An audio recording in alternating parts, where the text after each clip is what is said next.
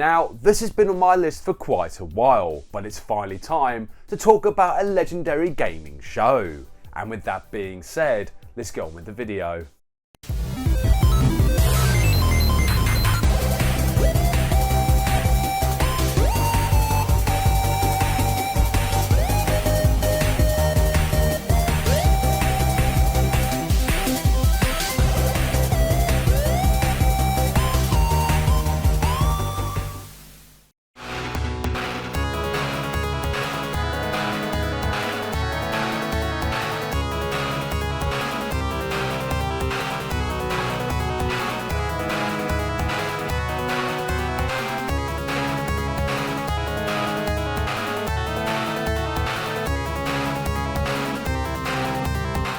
You know what? It's quite amazing that we have access to all kinds of information at the touch of a button. Sometimes it could be about the latest info about upcoming video games, or perhaps the answer to the ultimate question.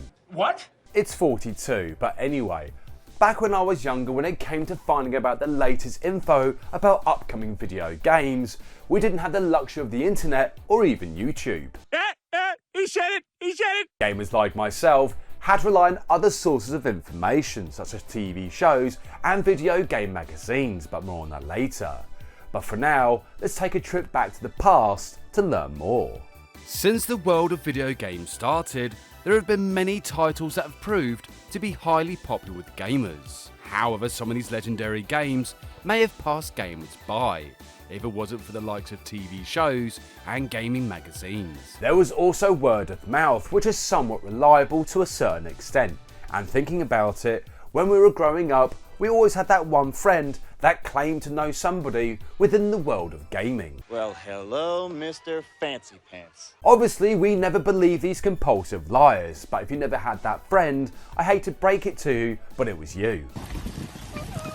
Now, these TV shows would do their best to display the latest news surrounding the illustrious world of video games. But within this multitude of TV programs was a show with a difference that would stand out from among the rest and go on to be remembered decades later. This of course was GamesMaster, which was highly popular back in the 90s, and I remember rushing home from my paper round in order to watch it. But where did the idea of a gaming show with a difference actually come from?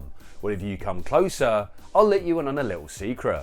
The concept of bringing that excitement of gaming and transferring onto the small screen was the initial idea of Jane Hewland. However, GamesMaster was going to be a gaming program with a difference, and as such, it would need a presenter who was not only charismatic, but also memorable. This is where Dominic Diamond stepped in to be the host, and it was the perfect choice. And alongside the Celtic FC fan was the gaming show's titular character, GamesMaster. Frankly, young man, that sort of question offends my intellect. Being released in the golden era of 16-bit gaming, certain titles would appear that would eventually go on to become household names. Some of these now legendary games helped cause a video game boom of the early 90s, including a certain Blue Hedgehog. What? I'm not obsessed with the blue blur, I swear. Right. Each week with every episode, gamers were given the chance to see new upcoming games, as well as reviews of titles and going up before the almighty GamesMaster for a unique challenge. Now this is where gamers would compete for the illustrious Golden Joystick Award. However, these challenges weren't as easy as one would think. In fact, many times, would-be challengers would leave empty-handed, but not before receiving a bit of a scolding from the GamesMaster. What a pitiful plea. There were even times when Dominic Diamond would make fun of the would-be contestants, but it was all tongue-in-cheek, although there were sometimes comments that would often go over the heads of gamers. And now, while Alex gets to grips with this humongous possession, as GamesMaster garnered popularity, there would be special appearances from celebrity guests, as well as even video game characters making an appearance on this highly popular TV show. Of course!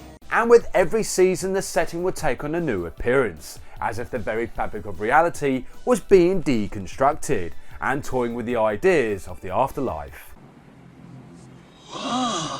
GamesMaster had quite rightly become the gaming show of the 90s, with gamers of all ages wanting to either appear on the show or to try some of the challenges from the comfort of their own home. From the popularity of the show, a gaming magazine was created, and sharing that GamesMaster name, this magazine became highly popular, flying off the shelves of the local supermarkets and newsagents. The GamesMaster magazine was jam-packed with gaming news, readers' letters, and even fantastic competitions.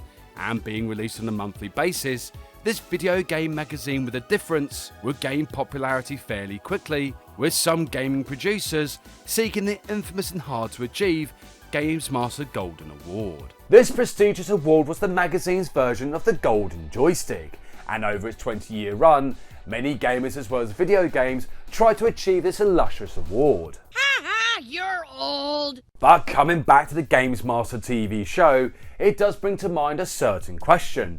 What exactly was on the other channels while I was watching this fantastic piece of TV viewing? In all fairness, the GamesMaster show and the magazine are a testament to the world of gaming, where one has become a part of history thanks to the challenges it provided, and the other became the source of information for gamers across multiple platforms. While these days the magazine may no longer grace the shelves of the local shop, the TV show has been brought back with new hosts and even a new GamesMaster. Replacing Sir Patrick Moore is Sir Trevor McDonald, who does make for quite a good GamesMaster. Hopefully, if the new GamesMaster show goes on to be as successful as the original, perhaps even more series will follow, and with it, even more challenges. Either way, while we can't foresee the future, we can look back to the past to a simpler time, and where some of the magic within the world of gaming was beginning to take shape, especially when watching the 90s classic show, GamesMaster. Anyway, come back next time,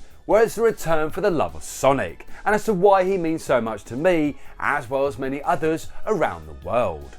Thank you so much for watching, and see you next game.